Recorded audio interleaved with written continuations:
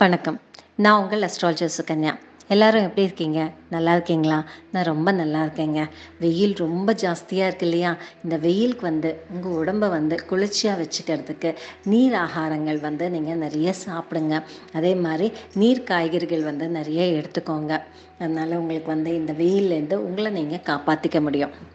இன்னைக்கான பதிவு என்னன்னு கேட்டிங்க அப்படின்னா, அக்ஷய திதி.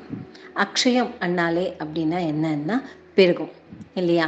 திருத்திய திதி இந்த சித்திரை மாதம் அமாவாசைக்கு அப்புறம் வர 3வது நாள் தான் திருத்திய திதி வருது. ஸோ இந்த அக்ஷய திதி அன்னைக்கு பார்த்திங்கன்னா, நிறைய தான தர்மங்கள் செய்யறது நல்லதுன்னு சொல்லுவாங்க. அதே மாதிரி பித்ரு காரியங்கள் செய்யறதும் நல்லதுன்னு சொல்லுவாங்க. அக்ஷயம்னா பெருகும் இல்லையா? அதனால நான் தங்கம் வாங்கிக்கிறேன், நிறைய பெருகும் அப்படின்றது இல்லைங்க. நீங்கள் வாங்கிக்கணும்னா தாராளமாக வாங்கிக்கோங்க. உங்ககிட்ட காசு இருந்தது அப்படின்னா தாராளமாக நீங்கள் வாங்கிக்கோங்க. ஆனால் கடன் பண்ணி வாங்காதீங்க. அப்போ கடன் பண்ணி நம்ம வாங்கினோம்னா, கடன் பண்ணுறோம் அப்படின்னா அதுவும் பெருகும் நமக்கு கடன் இல்லையா? அதனால் கடன் வாங்காதீங்க தயவு செய்து. இந்த வெள்ளிக்கிழமையாக வந்திருக்கு இந்த வாட்டி அக்ஷய திதியா. மகாலட்சுமி பூஜை பண்ணுங்க. மகாலட்சுமிக்கு நீங்கள் கலசம் வச்சு மகாலட்சுமி பூஜை எதாவிதியாக பண்ணாலும் ஓகே தான். அப்படி இல்லை எனக்கு கலசம் வைக்கிற பழக்கம் இல்லைங்க அப்படின்னா, மகாலட்சுமி ஃபோட்டோ வச்சுக்கிட்டு ஸ்ரீசூக்தம் படிங்க, கனகதாரா ஸ்தோத்திரம் படிங்க, லக்ஷ்மி அஷ்டோத்திரம் படிங்க, லக்ஷ்மி சஹஸ்ரநாமம் கூட நீங்கள் முடிஞ்சால் குங்குமார்ச்சனை பண்ணும்போது பண்ணலாம். நீங்கள் அதே மாதிரி என்ன பூ வச்சு நம்ம பண்ணணும் அப்படின்னா, பாரிஜாதம் பூ வச்சு நீங்கள் பண்ணீங்க மகாலட்சுமி பூஜை பண்ணிங்கன்னா ரொம்ப ரொம்ப நல்லது நமக்கு. அதே இல்லைன்னா மல்லிகைப்பூ. இப்போ மல்லிகைப்பூ சீசன் தானேங்க, நமக்கு ஈஸியாக கிடைக்கும். குண்டு மல்லி கிடைக்கும், மல்லி கிடைக்கும். ஸோ எப்படியானா வெள்ளை கலர் பூ, வாசனை பூக்களால் நீங்கள் மகாலட்சுமிக்கு பூஜை பண்ணிங்க அப்படின்னா ரொம்ப நல்லது. ஸ்ரீசுக்தம் 3 வாட்டி படிங்க, கனகதாரா ஸ்தோத்திரம் 3 வாட்டி படிங்க, இல்லை லக்ஷ்மி அஷ்டோத்திரம் 3 வாட்டி படிங்க. இல்லைங்க லக்ஷ்மி அஷ்டோத்திர ஸ்தோத்திரம் எனக்கு தெரியாதுங்க, அஷ்டோத்திர நாமாவளி தெரியுங்க. ஓம் பிரகிருத்தியே நமஹா, ஓம் விக்ருத்தியே நமஹா, அதை படிங்க. இல்லை எனக்கு அதெல்லாமே படிக்க தெரியலன்னா, இப்போ தான் நமக்கு யூடியூப்பில் எல்லாமே இருக்கே, அதை கேட்டுகிட்டே கூட நீங்கள் பூக்களால் தாயாருக்கு அர்ச்சனை பண்ணுங்க. அக்ஷய திதி முகூர்த்தம் எப்போ? அக்ஷய திதி அன்னைக்கு நம்ம பூஜை பண்ணலாம் அப்படின்னு நீங்கள் கேட்கலாம். அக்ஷய திதி முகூர்த்தம் பார்த்திங்கன்னா வெள்ளிக்கிழமை மே 10ஆம் தேதி காலையில் 4:17க்கு ஆரம்பிக்குதுங்க திருத்திய திதி. அதுக்கப்புறம் மே 11ஆம் தேதி விடியற்கால 2:30 மணி வரைக்கும் இருக்குங்க. ஸோ நமக்கு வெள்ளிக்கிழமை கைக்கூடி வந்ததுன்றதால நீங்கள் தாராளமாக தாயாருக்கு எல்லா விதமான பூஜைகள் உங்களுக்கு என்ன தெரியுமோ அதை செய்யுங்க. இப்போது நம்ம சொல்லலாம் எனக்கு எதுவும் தெரியலங்கன்னு கவலைப்படாதீங்க. இப்போது சின்ன குழந்தை இருக்குதுன்னு நினச்சிக்கோங்க. அந்த குழந்தைக்கு ஒன்றுமே பேச கூட சரியாக வராது இல்லையா? அந்த ஒரு 2 வயசு குழந்தை, 3 வயசு குழந்தை பேசக்கூட சரியாக வராது. ஆனால் அது பேசும்போது நம்ம எவ்வளோ சந்தோஷமாக கேட்போம் பாருங்கள். ஒரு குழந்தை பேசும்போது நமக்கு தாயாருக்கும் அப்படிதாங்க. நம்ம குழந்தைங்க தான். எனக்கு எல்லாமே தெரியும் அப்படின்றது பார்த்திங்கன்னா யாருமே இல்லை. நமக்கு தெரிஞ்சது நம்ம படிக்கலாம். தெரியலையா, உங்களுக்கு தெரிஞ்ச பாஷையிலேயே நம்ம பேசுகிற மாதிரியே, அம்மா எனக்கு இப்படி பண்ணு, எனக்கு இதை செய், எனக்கு என்னோட கஷ்டத்தை தீர்த்து கொடு அப்படின்னு சொல்லி சாதாரணமாக நீங்கள் பேசுகிற மாதிரியே தாயார்கிட்ட பேசிக்கலாம். இப்போது ஒரு பண்டிதர் ஏதாவது சொல்லிகிட்ருக்காரு, ஒரு பண்டிதர் மாதிரி எல்லாம் பேசிகிட்ருக்காருன்னும் போது நான் வியர்ப்பாக பார்ப்போம். இவருக்கு எவ்வளோ நல்ல புத்திசாலித்தனம் இருக்குது, எவ்வளோ விஷயங்கள் தெரியுது அப்படின்னு.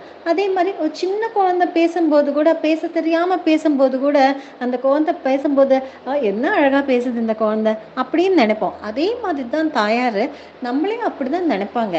எதுவும் தப்பு கிடையாதுங்க. இப்படி தான் பண்ணணும், இப்படி தான் செய்யணும்னு சொல்லிட்டு எந்த சாஸ்திரத்துலேயும் சொல்லலை. மனசார நம்ம அந்த கடவுளை வேண்டிக்கிட்டாலே நல்லது நடக்கும். நான் கோயிலுக்கு போகலைங்க, நான் பூஜை பண்ணலைங்க, என்னால் முடியலைங்க அப்படின்னு நினச்சிங்கன்னு நினச்சிக்கோங்க.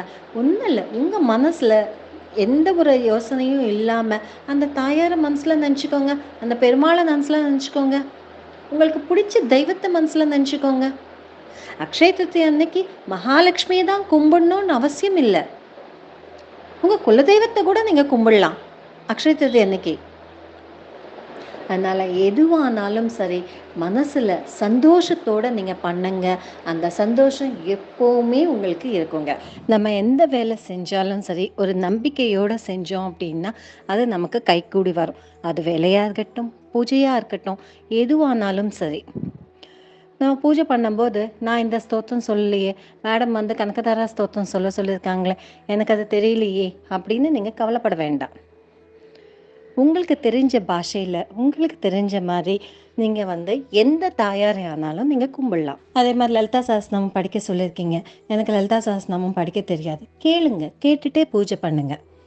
ஒரு சந்தோஷமாக நிம்மதியாக நம்ம பூஜை பண்ணோம்னா அந்த பூஜை வந்து நமக்கு கை கொடுக்கும். தாயாருக்கு நைவேத்தியமாக 3 ரகமான சாதம் வைக்கலாம், 5 ரகமான சாதம் வைக்கலாம். 3 ரகமான சாதம்னும் போது சக்கரை பொங்கல், தயிர் சாதம், புளியோதரை வைங்க. இல்லைன்னா 5 ரகமான சாதமும் என்னால் சமைச்சு தாயாருக்கு படைக்க முடியும் அப்படின்னு நினச்சிங்கன்னா மிளகு சாதம், அதுக்கப்புறம் தேங்காய் சாதம், இந்த 5 சாதமும் நீங்கள் வந்து தாயாருக்கு நாளைக்கு நைவேத்தியமாக வைங்க. அதே மாதிரி மோர் தானம் பண்ணுங்க. மோர் தானம் வந்து நீங்கள் வந்து மோர் வந்து நல்லா நாளை ஒரு 50 பேருக்கோ ஒரு 20 பேருக்கோ உங்கள் சக்திக்கு தகுந்த மாதிரி நீங்கள் வந்து மோர் வந்து தானமாக கொடுங்க. அதே மாதிரி தண்ணி தானம் கொடுக்கலாம். அக்ஷய திருதி அன்னைக்கு நம்ம செய்ய வேண்டியது என்னன்னு கேட்டிங்கன்னா தானம். சில பேர் தங்கம் வாங்கி அந்த தானமும் பண்ணுவாங்க. நீங்கள் கேட்கலாம், எங்கள் விற்கிற விலைவாசியில் தங்கம் தானமாவா கொடுக்க முடியும் அப்படின்னு சொல்லி நீங்கள் என்ன கேட்கலாம். அது அவங்கவுங்க வசதிக்கு ஏற்ற மாதிரி நம்ம எது தானமாக கொடுத்தாலும் அது நமக்கு திருப்பி வரும்ன்றது தான் இந்த அக்ஷய திருதியோட ஒரு அர்த்தம் இல்லைங்களா? ஸோ உங்களால் முடிஞ்சது எவ்வளோ தானம் பண்ணுறீங்களோ அவ்வளோவும் தானம் பண்ணிங்க அப்படின்னா உங்களுக்கு ரொம்ப நல்லது. உங்களை பித்ருக்களுக்கு வந்து தர்ப்பணம் கொடுங்க. அதே மாதிரி ஜீவசமாதி கோவிலுக்கு போயிட்டு வந்தீங்கன்னா உங்களுக்கு எல்லா விதத்துலேயுமே சுபிக்ஷமாக இருக்கும். நன்றி, வணக்கம். மீண்டும் இன்னொரு பதிவில் நான் உங்களை திருப்பி சந்திக்கிறேன்.